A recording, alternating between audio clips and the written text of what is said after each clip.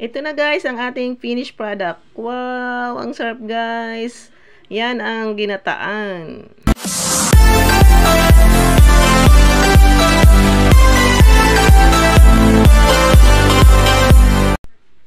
Anong tawag sa inyo nito guys? Sa amin, ang tawag nito ay bangkalan. Nakukuha po yan sa dagat, sa mga putikan. Ayan guys, yan po ang ating lulutuin ngayon kung paano natin pasarapin ang bangkalan. Yan po ay ilalaga muna natin guys para makuha natin yung laman. Ayan. Sa inyo guys, anong tawag sa inyo yan? Yan po rin po ay tinitinda rin namin ho dito sa palengke. Masarap po yan mga kaibigan. Ayan, bago natin maluto, papakulaan muna natin. Pagka ganyang kulo na, makikita natin yan guys na, ano na, tell nyo po, yung mga ano niya ay bukas na. Pag bukas na po yan guys, pwede nyo na yan patayin. Ayan. Yan, nakahanda na ang ating kangkong. Yan po ay binabad natin sa asin para malinis ang ating gulay. Ayan. Yan, talagang mga buka na. Tatanggalin na natin guys yan. Ayan. Pag tinanggal natin yan, isa-isa natin tatanggalin guys. Ayan. Tatanggalin natin yan sa shell. Ayan na siya, tingnan nyo guys. Oh, madami na nating natanggal. Pagkatapos niyan natin tanggalin, ay iluluto natin ulit. Ayan guys. Kita nyo. Ganyan lang kadali kay mga kaibigan magtanggal ng laman. Magigisa na tayo ngayon ng bawang sibuyas. Sama na natin ang sili guys para talagang malasahan natin ng anghang. Yan, pag nakagisa na tayo ng bawang sibuyas, ilalagay na natin ang bangkalan. Ayan ang hinimay natin guys. Yan, ang tinanggal na nating mga bangkalan. Igigisa na natin siya ngayon. Yan, nakagisa na siya.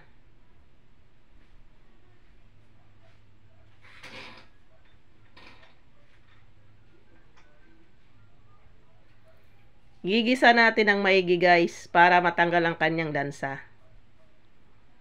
Yan, ayan. Gisado na. Lagay na natin ang tanlad mga kaibigan. Yan, mabango po yan. Nung maliit pa ako ay talagang nag-aagawan kami ng ganyan. Yan ay inaano namin sa kanin. Pinapagulong-gulong namin yan sa kanin nung ako'y bata pa. Yan talagang specialty namin nung kapanahunan namin.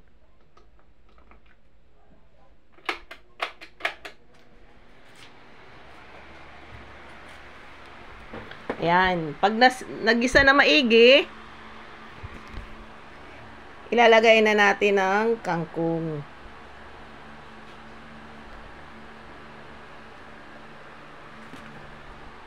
Ayan guys, ilagay na natin ang kangkong. Kala mo ang dami 3 tali yan. Mamaya guys, pag naluto yan, wala na yan, hindi mo na makita yung kangkong na yan.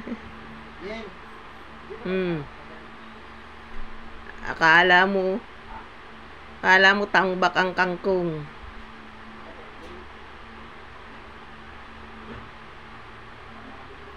Yan ay tatakpan muna natin yan guys para maluto yung kangkong.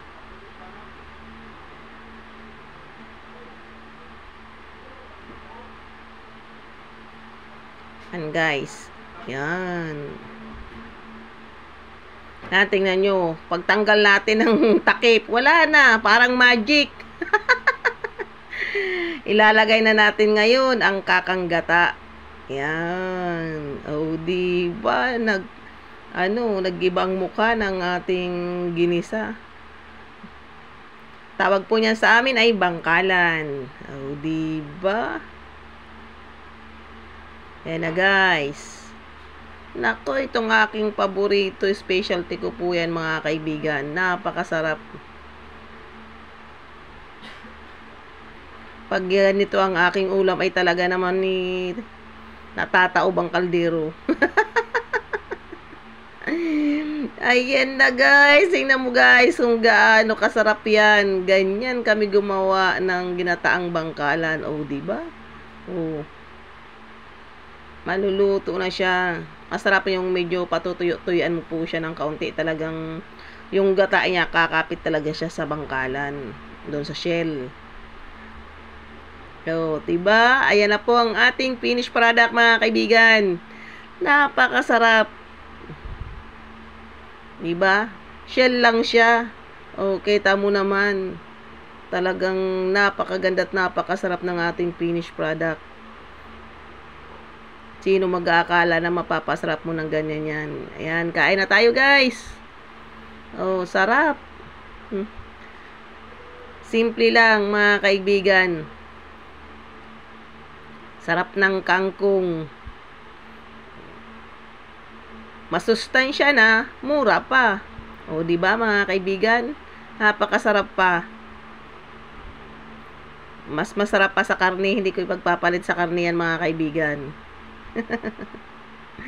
Kain tayo.